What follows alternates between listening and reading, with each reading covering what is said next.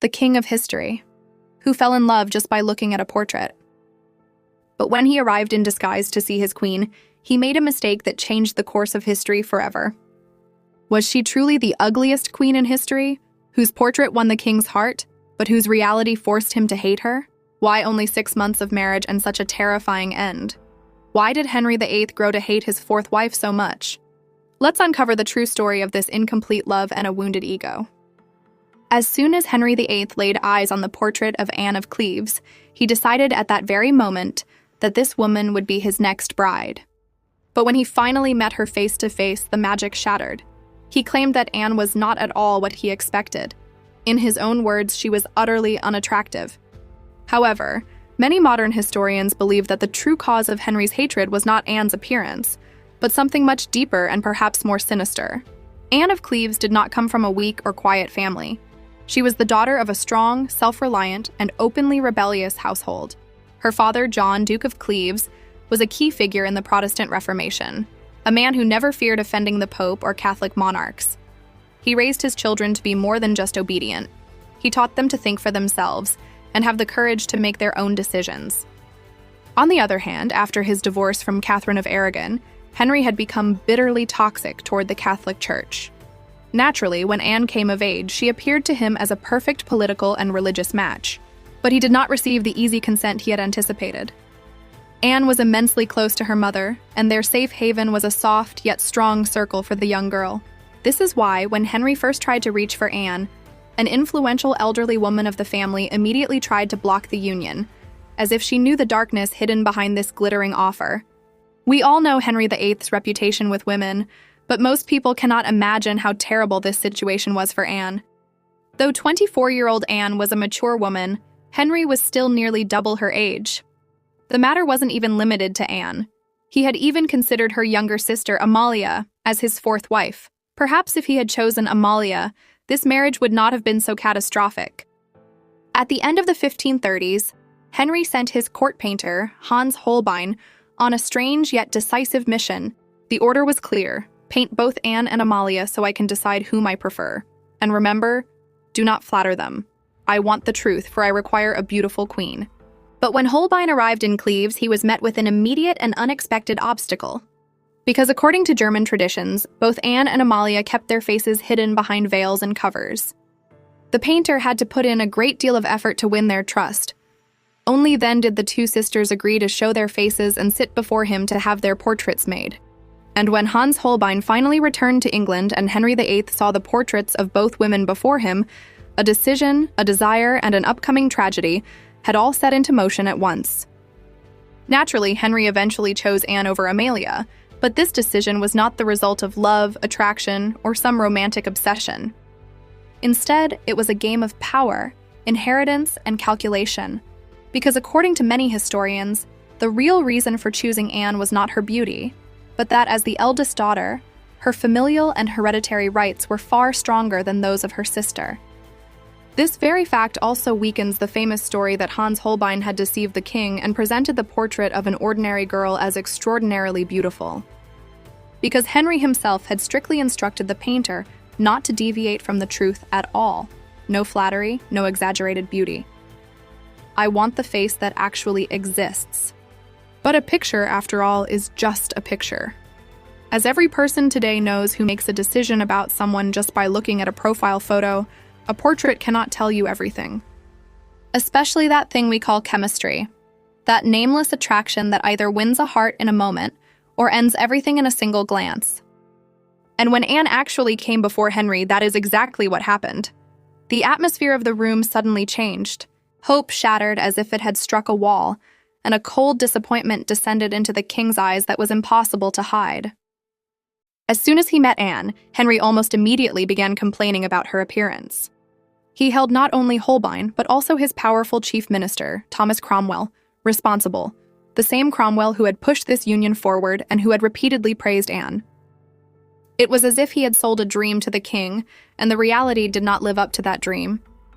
Henry's poisonous sentence became etched in history. She is nothing so fair as she hath been reported. A single phrase, yet its cruelty can be felt even centuries later. But now the problem was that the royal wedding was no longer just a thought. It had set into motion like a political machine. Arrangements were made, treaties were joined, and the way back was almost closed. So whether the king's heart was broken or his pride, the wedding had to happen. Then came the night that was considered the decisive moment of every royal marriage, but for Anne it proved to be a silent disaster rather than a dreamy beginning. This was the opportunity where she might have improved her standing in Henry's eyes, but by morning the weariness on the king's face had grown even deeper. Tradition has it that the next morning he said bitterly, "I liked her before, not well, but now I like her much worse. But now I dislike her even more than before." It wasn't just a matter of physical failure or Anne's inexperience, because Henry in any case preferred innocence and obedience in his wives. The real issue was that he wanted to get rid of Anne, and for this purpose he began to weaponize every detail. He claimed that not only was he not attracted to Anne at all, but that she had very foul smells, distasteful qualities that he perceived at the most inappropriate moments. It was as if he was now using language, the body, and the environment itself against Anne to justify not just dislike, but sheer hatred. After the disappointment of the first meeting and the disaster of the wedding night, Henry had only one desire: get rid of this woman as quickly as possible, but in a way that wouldn't leave a single stain on his own prestige, masculinity, or royal authority. Consequently, he devised a scheme, a plot where law, religion, and personal ego were all brought onto the same stage. In 1527, when Anne was only 11 years old, she had been briefly betrothed to a man named Francis of Lorraine. And now, Henry and his advisors began using this incomplete childhood contract as the basis to prove that Anne was not legally free, and therefore, her current marriage was not valid at all. Thus, the king built a formal case for his annulment, and this entire process felt more like a royal spectacle than a serious judicial proceeding. The problem was that, on one hand, Henry wanted to prove that the marriage was never consummated, meaning no physical relationship was established. But on the other hand, he absolutely did not want anyone in the court or Europe to think that the King of England was impotent. So he summoned a physician to testify in court in defense of his masculine prowess.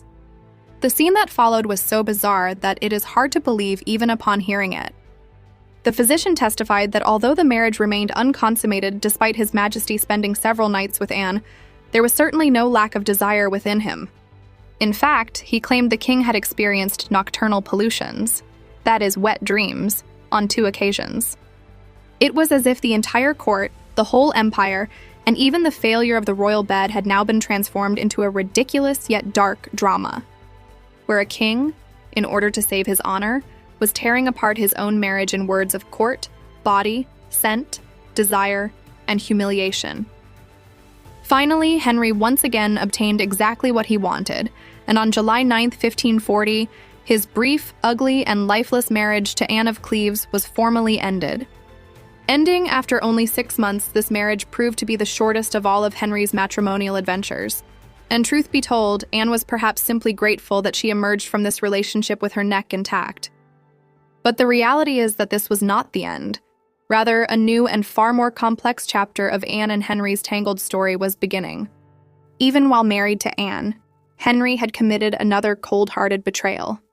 As soon as he became certain that Anne was not the woman he desired, he almost immediately began his search for his next wife. And very soon, his gaze settled upon the young and charming Catherine Howard. Then it seemed as if everything in court was changing at a dangerous pace, because only a few weeks after the annulment from Anne, Henry married Catherine Howard. The astonishing thing is that publicly, Anne showed no bitterness over this change, not over the loss of the throne, nor over the new queen taking her place in the royal bed. In fact, on New Year's Day 1541, she gifted 2 fine horses to her former husband and his new wife. And not only that, she even joined them in dancing, as if she were sending a message to the court that she was not broken. She was still in the game. But freedom from Henry by no means meant that Anne was free from controversy. Very soon, a dark rumor began to rise in the corridors of the palace, a rumor that once again brought Anne's name close to danger. In November 1541, whispers began to spread that Anne of Cleves had secretly given birth to a child. And to make the story even more poisonous, some tongues even began to say that the child was the son of Henry VIII himself. Most likely, this entire scandal was a another dangerous story born within the palace walls. But the crown did not take it lightly. Henry ordered a formal investigation into these rumors, and 2 individuals were even taken into custody on the charge that they were claiming Anne was actually Henry's true wife, and that their marriage had indeed been consummated. Then 1542 arrived, and Anne was once again pulled into the dangerous circle of Henry's rage and his personal catastrophes. By this time, the king had become convinced that Queen Catherine Howard had been unfaithful to him, and that young woman was now also awaiting death on the charge of treason, just as Anne Boleyn once had. But Henry never drank the poison of his crumbling romances alone. He always had to drag someone else into that pain. Because the relationship between Anne and Henry had remained outwardly friendly, mostly because Anne knew that gentleness was her shield for survival, Henry felt he could use her whenever he wished. In his wounded pride, he sent Anne a cold and tearful letter, ordering her to return the royal ring that Catherine Howard had gifted her, as if even in the moment of another woman's downfall, Henry felt it necessary to assert his authority over his former wife. Then, when he had his 5th wife executed on charges of adultery in 1542, at that very same time, a silent, dark secret was nurturing in the heart of Anne of Cleves. It is possible that she viewed Catherine Howard's death not just as a tragedy, but as an opportunity. There are several indications suggesting that after Catherine's bloody end, Anne had perhaps harbored a secret hope that she could remarry Henry, that maybe she could convince him she was not just a good friend, but could also prove to be a good wife, especially now that she had learned the art of navigating around him rather than clashing with him over the years. But destiny had written another turn for her once again, because in the end, instead of returning to Anne, Henry made Catherine Parr his 6th wife. Yet, it would be a mistake to consider Anne weak or helpless, because she possessed a complete and robust education befitting a European princess. And she was naturally so intelligent that in a very short period, she gained a significant grasp over the English language, as if she carved out her place not just as a king's failed wife, but as a survivor, a learner, and a woman who could adapt herself. And it is this very thing that makes her story far more interesting, more human, and much more powerful than a mere tragedy. But there was one major deficiency that neither royal gifts, nor political expediency, nor the intelligence of learning a language could fill. Unfortunately, Anne of Cleves was raised in such a rigid and conservative family where music, singing, dancing, and courtly entertainments were considered useless pastimes, whereas Henry VIII was obsessed with the fine arts, a man who saw a reflection of his own self in music, performance, royal ceremonies, and cultural displays. Therefore, even if Anne had learned English with surprising speed, the reality is that there was very little common ground for conversation between the two. The words might have been there, but the spark was not. The language had been acquired, but not the world in which Henry breathed. Still, if anyone considers Anne simple, harmless, or merely a victim of fate, they are underestimating her, because Anne was, in fact, an extremely clever, patient, and politically astute woman. And she had very quickly understood that in this empire, real power flows not just from the crown, but from the relationships, successions, and the approaching future surrounding it. That is why she strengthened her ties with all of Henry's children, and did so with such skill that she did not remain merely acceptable, but began to be liked. She sent gifts to the king's heir, the future Edward VI. She built a closeness with the future Queen Mary I, and she left such an impression on the future Elizabeth I that, at the time of her death, she bequeathed a portion of her jewelry collection to Elizabeth. Anne knew that if Henry's heart no longer belonged to her, the trust and love of his children could become the shield for her future, and that is exactly what happened. Her later life, in many respects, became a peaceful, almost idyllic picture. Thanks to her good relations with Henry's children, especially Mary, she received respect and acceptance at court, and later she withdrew toward a relatively quiet and comfortable life away from the city's turmoil. But this peace was not the result of a mere coincidence. It was the reward for the foresight of a woman who had realized very early that to stay alive, merely escaping was not enough. Remaining close to the right people was also essential. Even after Henry's death, these same relationships served Anne well, and she not only found a comfortable old age, but also attained the freedom with which she could live life according to her own will. She was so close to Queen Mary that it is highly probable she attended her coronation at Westminster Abbey, a moment that feels not just like a courtly presence, but like the final victory of Anne's political survival. On the other hand, as cruel as Henry proved to be in most of his relationships, in Anne's case, he turned out to be an unusually generous ex-husband, at least by his standards. As soon as Anne agreed to the annulment, Henry gave her a magnificent severance package that included grand estates, large houses, and a royal income. For a woman who, upon stepping into the palace, might have only prayed to survive, this outcome was not bad. Her head intact, her status maintained, and financial independence in her hand. But the matter did not just end there.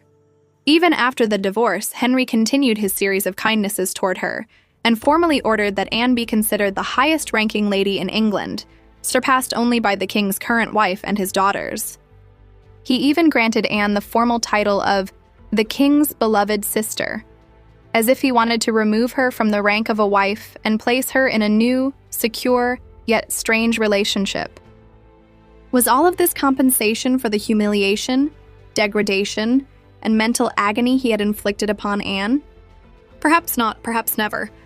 But then the question that has traveled like a shadow with the name of Anne of Cleves for centuries arises once again.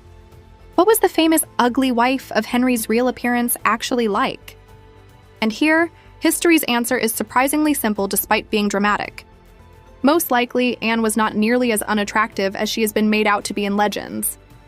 She possessed a tall stature, her blonde hair was beautiful, but there was a seriousness on her face, a rigid dignity, a certain composed quality that made her look more mature, more serious, and perhaps to some, colder than her 24 years of age.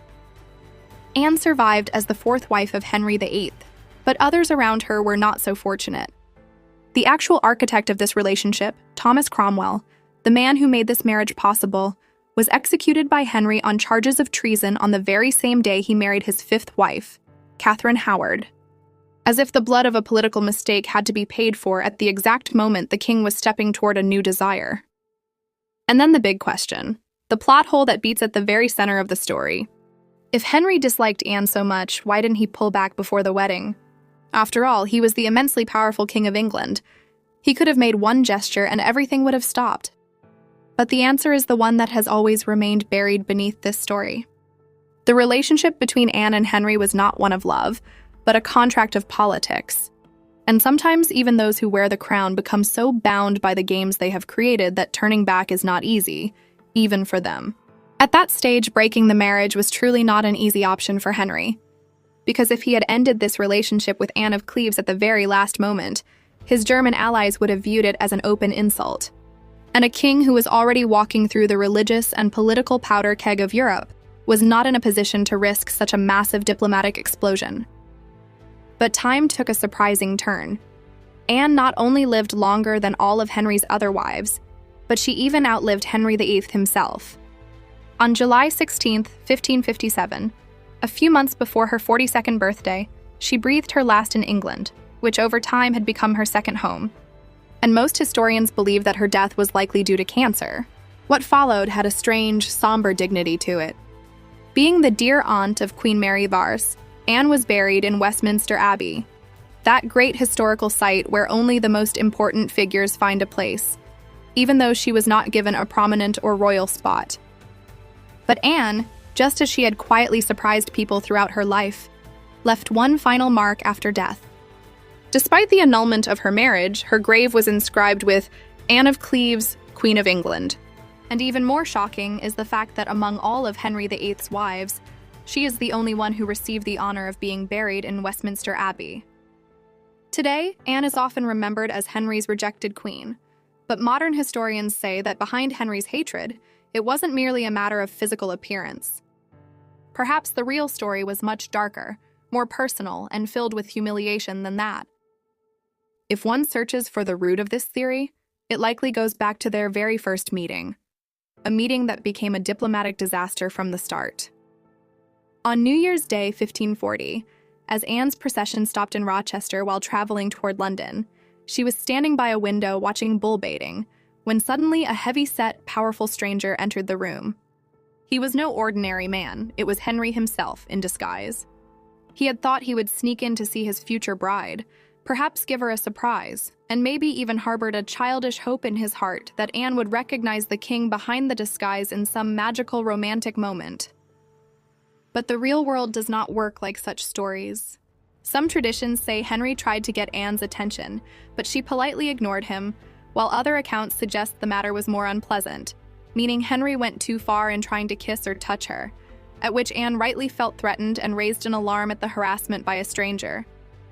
Whatever the actual details, the result was the same. The scene was a complete disaster. Henry left from there filled with rage, embarrassed, and perhaps inwardly in a mood for revenge. Many historians believe that this was the very moment that sealed Anne's fate. According to them, Anne's failure to show excitement or admiration for Henry, whether she failed to recognize him or was simply unimpressed, was a direct strike to the king's ego. If she wasn't impressed by the sight of him, perhaps Henry decided at that very moment that he, too, would see nothing special in her, regardless of whatever image was painted later. And then everything else followed that same path. A wounded ego, a political marriage, a failed first meeting, and a history that was later condensed into just a few ruthless sentences. Even though, perhaps, the true foundation of the entire catastrophe lay not in a woman's face, but in a man's wounded pride.